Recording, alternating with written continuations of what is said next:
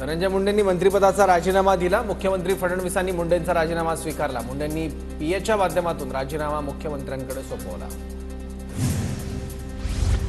धनंजय मुंडेंनी माझ्याकडे राजीनामा दिलाय, राजीनामा स्वीकारलाय। पुढील कारवाईसाठी राजीनामा राज्यपालांकडे पाठवलेला आहे। मुख्यमंत्री फडणवीसांची माहिती। वैद्यकीय कारणामुळे राजीनामा दिला। राजीनाम्यानंतर धनंजय मुंडेंचं मोठं ट्विट। देशमुख यांच्या हत्येचे फोटो पाहून मन व्यथित झालं। ट्विटमधून धनंजय मुंडेंची प्रतिक्रिया। नैतिकतेच्या मुद्द्यावर धनंजय मुंडेंनी राजीनामा दिलाय। मुंडेंच्या राजीनाम्यावर उपमुख्यमंत्री अजित पवारांची प्रतिक्रिया। मुख्यमंत्री सुरुवातीपासूनच मुंडेंच्या राजीनाम्यासाठी आग्रही होते, मात्र धनंजय मुंडे यासाठी तयार नव्हते। TV9 मराठीला सूत्रांची माहिती। धनंजय मुंडेंचा राजीनामा यापूर्वीच व्हायला हवा होता। देर आहे दुरुस्त आहे। संतोष देशमुखांच्या आईची माफी मागते। धनंजय मुंडेंच्या राजीनाम्यावर पंकजा मुंडेंची प्रतिक्रिया।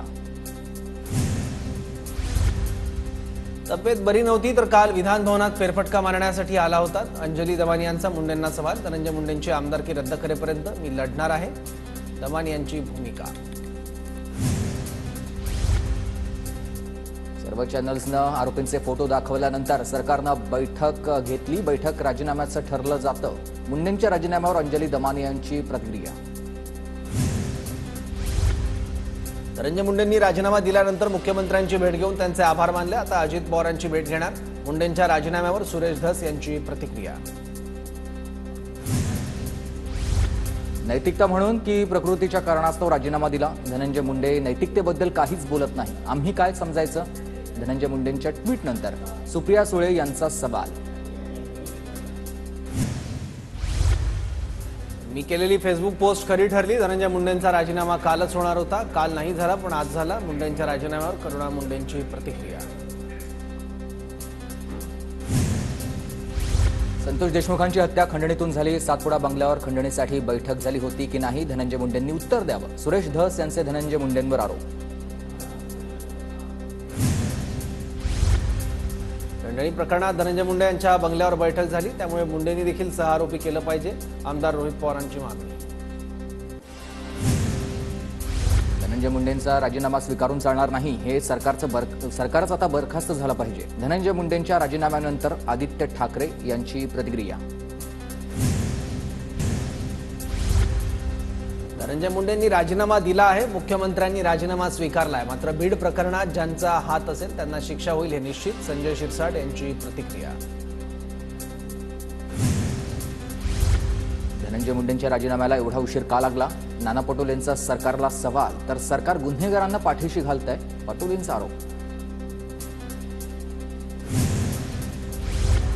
देशमुख हत्या प्रकरणाची माहिती देण्यासाठी अमित शहांची भेट घेणार। राज्यातील सर्व घटनांची माहिती शहांना देणार, न्याय देण्याची विनंती करणार। सुप्रिया सुळेंची माहिती।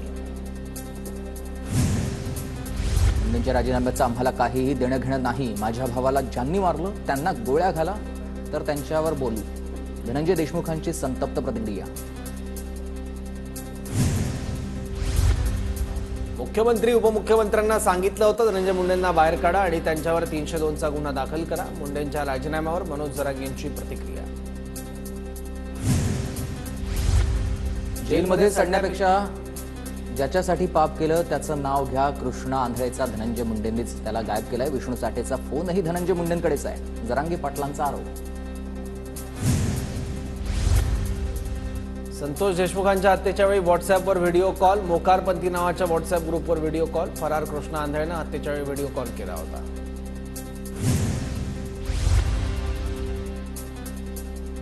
आता मुंडेंसारखे माणसं जोपर्यंत राजकारणात आहेत तोपर्यंत असे कराड सगळीकडे बोकाट आहे। कराडची VIP ट्रीटमेंटचे लाड चोचले पूर्ण आता बंद करा। कराडला जामिनावर मातीत त्याला झोपवा, हातामध्ये पायात बेड्या घाला। वाल्मिक कराडवर अंजली दमानिया यांची प्रतिक्रिया। अख्ख्या महाराष्ट्राला माहिती आहे की आरोपींना पोसणारा माणूस कोण आहे। मुंडेंना सहआरोपी करण्याच्या प्रश्नावर धनंजय देशमुखांची प्रतिक्रिया। मनोज जरांगेंकडून धनंजय देशमुखांचं सांत्वन। संतोष देशमुखांच्या हत्येचे फोटो समोर आल्यावर जरांगेंकडून धनंजय देशमुखांनी भेट घेतली।